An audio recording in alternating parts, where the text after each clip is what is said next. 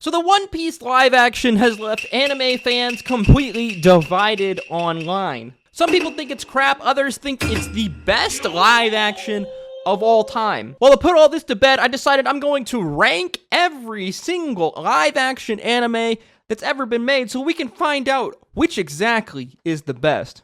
Okay, well, maybe not every single live action, maybe like only like 15 or 20, but whatever, every single live action. As always, here's our tier list. We got S tier, actually good, 5 out of 10, cringe, and haven't seen it. This is relatively straightforward. We got a bunch of live actions, movies, and shows, and we're going to rank them. The thing is that most live action anime are pretty dog. They're like mid as fuck.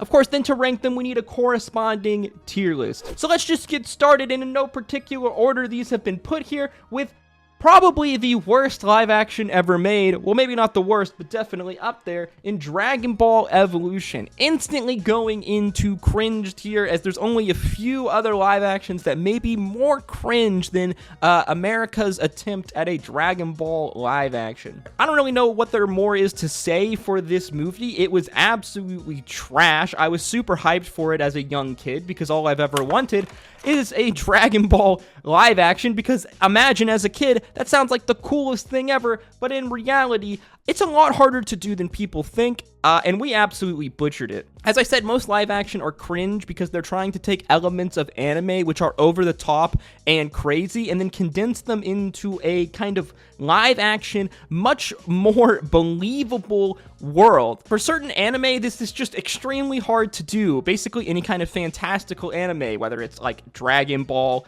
Bleach, a lot of shonens, if there's crazy powers going on or characters with crazy hair, it's really hard to put them into a live action world that's believable, and Dragon Ball Evolution literally is the what not to do to making live action Dragon Ball Z movie. To me, at the very least, the live action has to satisfy a few things. It has to be like fun and entertaining. If it has fight scenes, the fight scenes has to be good. It has to be loyal to the original source material, and it has to give off that same kind of feeling that the original source material, whether it's the anime and the manga, convey. This leads us nicely to our next live action, Your Lie in April.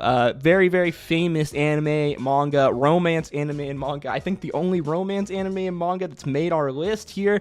Honestly, that's because I don't watch a lot of romance anime, because I'm a stone cold man who doesn't feel emotions. Anyway, though, Your Lie in April is amazing. It's a great anime and it's a great manga. I think as a live action, though, it was just all right.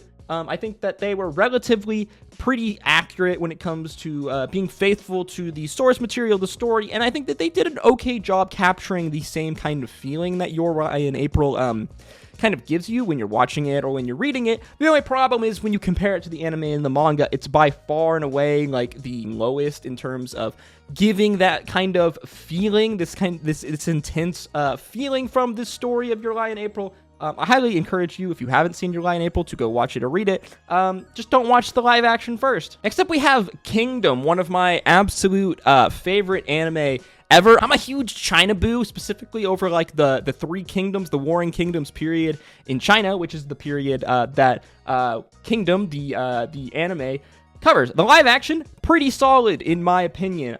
I don't know where exactly to put it. I think that there was definitely it wasn't perfect, like there was some issues with the Kingdom live action, but relatively in terms of like crazy battle anime, historical fiction, like anime goes, as a representation in live action, it was pretty solid. I think I'm gonna go as far as to put it in actually good. I read somewhere when I was like compiling all of these together that the Kingdom live action got a 94% on Rotten Tomatoes. I actually don't know if that's true, but if that is true, that's absolutely absurd. The Attack on Titan live action. It blows my mind that they actually went ahead and tried to make an Attack on Titan live action movie. They divided it into 2 parts, but even still, that's the fact that they tried to do that just feels like such an injustice to Attack on Titan as a series. I mean, this is like one of the hottest properties like ever in all of anime and all of shonen, and it blows my mind that they let them make such a dog shit live action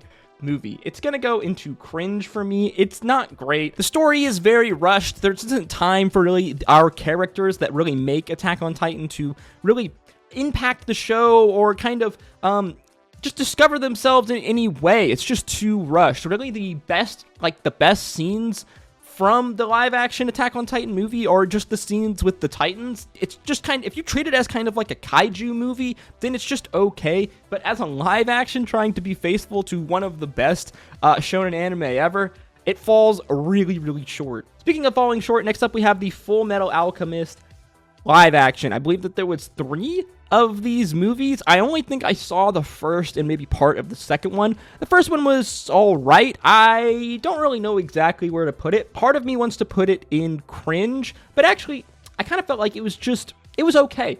A lot of issues with this live action, don't get me wrong. Again, it blows my mind how they're able to butcher such a beloved, massive series in a live action. But hey, like I said before, some animes are they're just extremely hard to do in live action, whether it's because that they're just too over the top, like ridiculous cringe in a live action format.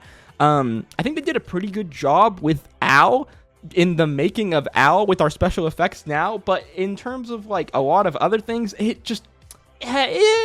don't know. It was okay. 5 out of 10. It's probably going to be on the lower of the 5 out of 10 because it's not as good as like Your Lie in April. I can't put it in cringe. Maybe it's just my affection for Full Metal Alchemist. I don't know. It's not great. It's not amazing, but it's not like absolutely horrible. Next up we have Gantz. I actually haven't seen this live action. I do think though that it's probably cringe or like 5 out of 10 at best. Gantz is a really cool anime in manga. I imagine though that it would be hard to translate into a live action. I also think that the Gantz live action, let me look it up, but I believe that it is an older live action. 2010, so not like super old, but a lot of times the older live actions don't do as well. Maybe because like special effects nowadays are a lot better, so there's certain like special effect things that just didn't look good back then, but now they'll look a lot better. Overall, like I said, I haven't seen the Gantz live action. Let me know in the comments down below how it is. But if I had to guess, it's probably cringe or 5 out of 10. 100% cringe, we know without a doubt, is the American Death Note live action. I need to specify there because there's actually 2 Death Note live actions, something that I actually didn't know until doing research for this video. I don't know how I didn't know this, but apparently there is a Japanese Death Note live action. But right now we're talking about the Netflix American one, which was god-awful. Horrible. While it was funny seeing Willem Dafoe play Ryuk in a live action, that's really like the only highlight at all, I think, from the Death Note live action. It's one of the most cringiest live actions ever. And yeah, apparently the Japanese Death Note live action is actually pretty good, according to at least a lot of the reviews that I read, so I'm gonna have to give that a watch. If you've seen it, again, let me know in the comment section down below, but I know without a doubt, having not even seen it, that it's gonna be better than the Netflix live-action Death Note. So next up we have Alice in Borderland, another Netflix adaptation, or at least it's on Netflix. I assume that Netflix actually did it, but I'm not 100%. Yeah, this show has like 3 seasons, I think, on Netflix right now, right? It has several seasons, so it has to be somewhat popular. I've only seen a couple of episodes of this show. I remember liking it, but I can't remember how good it actually was. I'm gonna put it in the top of 5 out of 10. I think if I would have watched the full first season, it probably will go in actually good, but I haven't seen enough of it to really feel like I can give it my seal of approval. What I will say is, compared to basically most of these other live actions so far on here, it is much better. So if anything, it's going to go in the bottom of actually good or the top of 5 out of 10. I'm going to put it in actually good for now. And then later, when we refinalize our list, we'll see where it ends up. Finally, the inspiration for this video, the One Piece live action. Now, I've made several videos over the One Piece live action. I actually think that it's pretty solid. It does a pretty good job, really, in all of the departments of the live action that you'd want to. I think maybe some of its biggest downfall is there is a couple of cringe moments. I think that the actor behind Luffy is sometimes just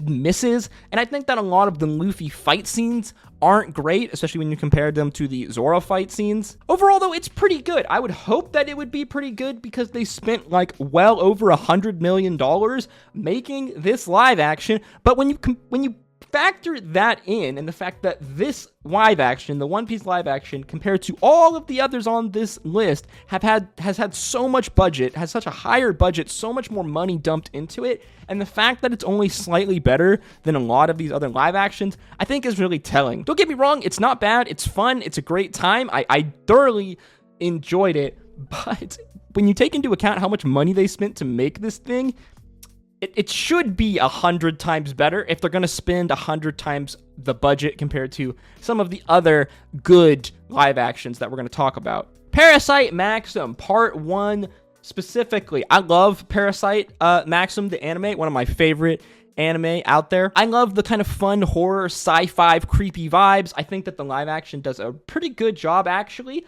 of kind of giving this feeling of the Parasyte anime into a live action form. The special effects are all right. There's only a couple of kind of cringe scenes. It's actually pretty solid. I'm gonna put it in 5 out of 10.